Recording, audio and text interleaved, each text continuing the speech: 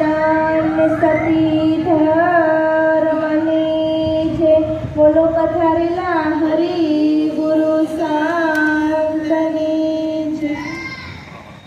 આયો પણ જાણ્યો નહીં યા મનુષ્ય દેહનો મરો, આ શેર લોટને કારણે કોટી બાંધા કરો, તો જીવ ઈશ્વર ઓળખવા અને ભટકે યવની માય, સાચા સદગુરુ ભેટતા અને જીવ શિવ બની જાય. બોલો સદગુરુ મહારાજની.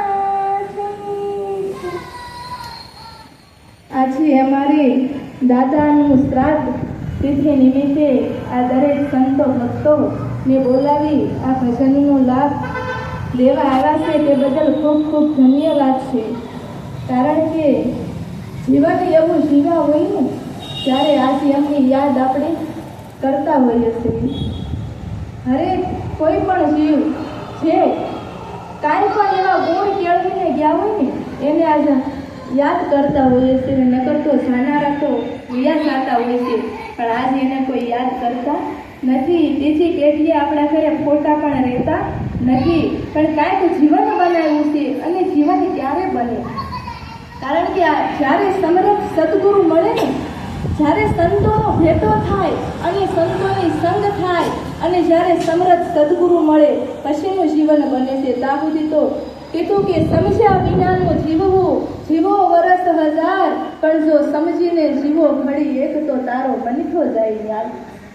સમજ્યા વિનાનું આપણે 100 વર્ષ જીવ્યા. એક ભાઈ તો કે જ્યારે મૃત્યુ સમયે એ કે ભગવાન હવે મને 10 મિનિટ આપો, હવે મને 10 મિનિટ આપો. ત્યારે કાંઈક મારે ઘરનાને કહેવું છે. ડૉક્ટરને કે મને 10 મિનિટ જેવું ને એટલા મને ઓક્સિજન ચાલુ રાખવું, મારા ઘરનાને કાંઈક કહેતો જાવ. તો આ જીવો નહીં હોય એટલા વર્ષ, આ 70-80 વર્ષ એના રહ્યા ગયા, ત્યાં સુધી એને શું કર્યું? પણ એ એક એના કુટુંબને કહેવા માટે કે મેં તો કાંઈ ન કર્યું, પણ તમે કાંઈક કરતા જાજો. એટલે કીધું કરી લે કમાણી હરિ નામની, આવો અવસર તને ફરી ફરી નહીં મળે હો માનવી.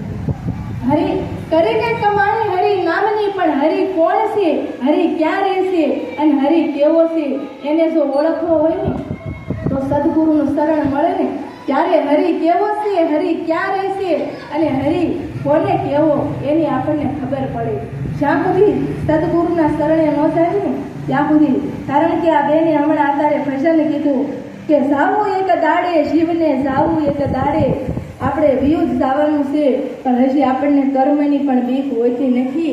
ત્યારે કીધું તું પુરાણો યા દેહ માયા, દેહ તારું ઘર નથી, કરેલા કર્મોની કેદ છે યા, કેદ તારી કાયમ નથી. તું પુરાણો આ દેહમાં, પણ આ દેહ તારું ઘર નથી. કરેલા કર્મોની આ કેદ છે, પણ આ કેદ તારી ક્યાં સુધી? જ્યારે સદગુરુના શરણે જાને ત્યારે આ કેદમાંથી તને મુક્ત કરી દેશે. પણ આપણે તો કેવું કે આપણે તો આ ઘરને આપણું કાયમ માટે માની લીધું કે આપણે તો જવાના નથી. એટલે કીધું કે તું પુરાણો આ દેહમાં, પણ આ દેહ તારું ઘર નથી. કરેલા કર્મોની કેદ છે, પણ આ કેદ તારી કાયમ માટે નથી. એટલે કીધું આ છે તારા કર્મોના બંધન, કર્મ વિના એ છૂટતા નથી. કર્મ પણ સમજીને કરી લો યા, માનવ દેહ વારંવાર નથી. આ છે તારા કર્મોના બંધન, પણ કર્મ વિના છૂટતા નથી. પણ સદગુરુના શરણે જાવ ને તો તમને કર્મ સમજાવી દે. તું કાંઈ કરતો જ નથી, બધું કાર્ય કરવા હોવા છતાં તું અકર્તા છો. પણ આની માટે બહુ અભ્યાસ કરવો પડે હોય, એમ નામ સમજાય એવું નથી. એટલે કીધું કરતા હોવા છતાં ગમે એટલું તમે કરો પણ તું કાંઈ કરતો નથી. એક બેંક મેનેજર હોય એ ગમે એટલો વહીવટ કરે પણ એને બીજી કાંઈ કરોડો રૂપિયાનો વહીવટ કરતો હોય પણ કરોડો રૂપિયા એના નથી, એનો તો માત્ર 20,000 કે 50,000 જે કાંઈ પગાર હોય ને. એટલે કીધું સદગુરુનું શરણ મળે ને પછી કર્મ કેવું કરવું ને એની ખબર પડે. કર્મ પણ સમજીને એક ડગલું તો સમજીને ફરે. કર્મ પણ સમજીને કરેલો આ માનવ દેહ વારંવાર નથી.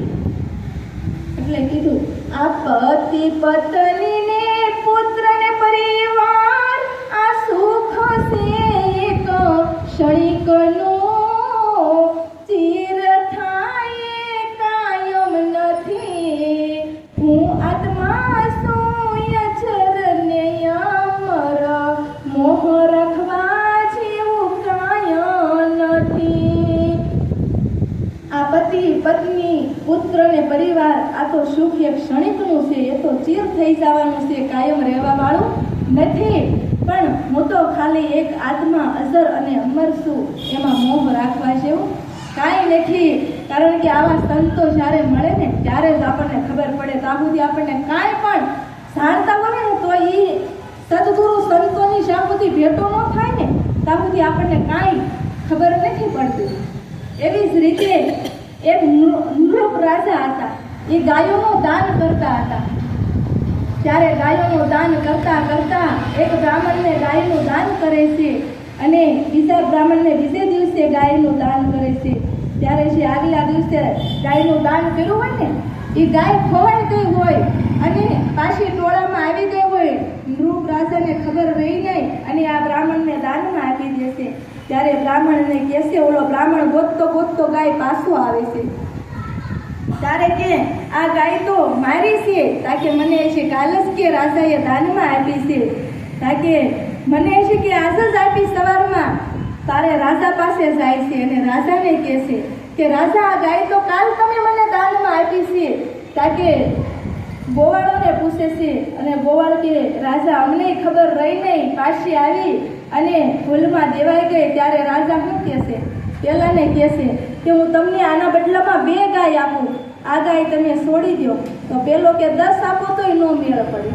ત્યારે બીજાને કે ભૂદેવને કે હું તમને આના બદલામાં બીજી ગાય આપું, કારણ કે 10 આપો તોય મેળ ન પડે. ત્યારે પેલો ગાય છોડતો નથી ને આ ગાય મેળતો નથી. હવે ઢોર ખોવાઈ ગયું હોય ને તો હાલવણી કોને થાય, એના માલિકને થાય. ગમે એના જઈને છૂટું મૂકી દીધું હોય તો શેઠા સરે તો માર કોને ખાવાનો થાય, જેલ કોને ભોગવવાની થાય, એના માલિકને થાય. એટલે કીધું કે ઉંદર કરણીઓ કાપે, સાપ ઉંદરને ખાય, ઉધમ કરતા અવળું થયું ને ધાર્યું ધણીનું થાય. કારણ કે ઉંદરડાની એવી ટેવ મંદિરમાં રોજ આવે ને બધાય પગે લાગવા દર્શન કરવા, તો બિસ્તરા કાપે એટલે સારો માલ ખાવા મળે. એક દિવસ મદારી આવી ગયા અને જેવો જ તે કુંડલો કાપવાની તૈયારી કરી ન્યા જ સાપ મોઢું રાખી બેઠો તો અને તરત સાપના મુખમાં આવી ગયો. એટલે કીધું ઉંદર કરડીઓ કાપે, સાપ ઉંદરને ખાય, ઉત્તમ કરતા આવડું થયું ધાર્યું ધણીનું થાય.